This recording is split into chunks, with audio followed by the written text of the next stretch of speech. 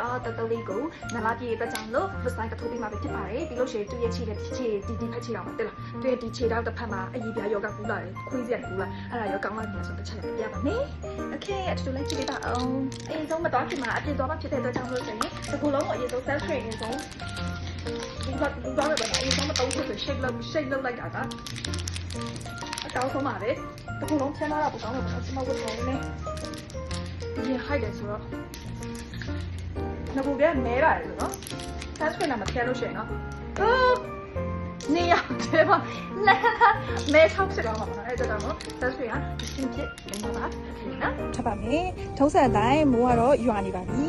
တုတ်လေးကိုဒီရဲ့အိတ်ထဲပဲထည့်သွားပြီပေါ့နော်သူ့ရဲ့အထုပ်မှာဆိုသူကနည်းနည်းလေးတက်ရှူချက်တလုံးလိုတွေပါလို့ဖြစ်တော့ဒီအိတ်ထဲပဲထည့်သွားပါတယ်တက်看这里看妈妈进去အိတ်လေးနာမမအဆင်ပြေနေတော့ကျုပ်လေးဒီကံကိုရပါပြီတော့ချမ်းမေဒီကံကိုရပါပြီ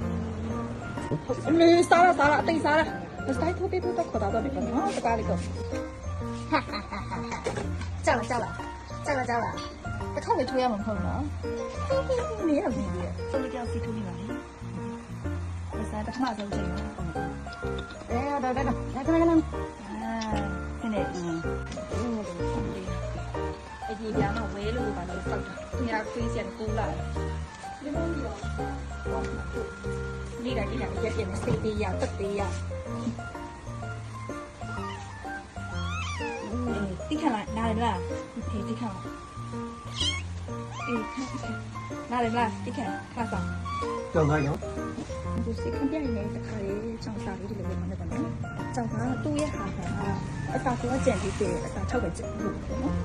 အဲ့ဆိုရင်အစာ6ရှိတော့ပတ်ချမ်းနေဆုံးလာတော့ဆုံးလာcheese东西kitchen cheese东西没有加别的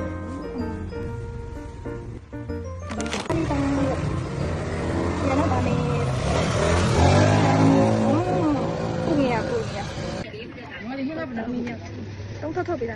I'm not talking about it.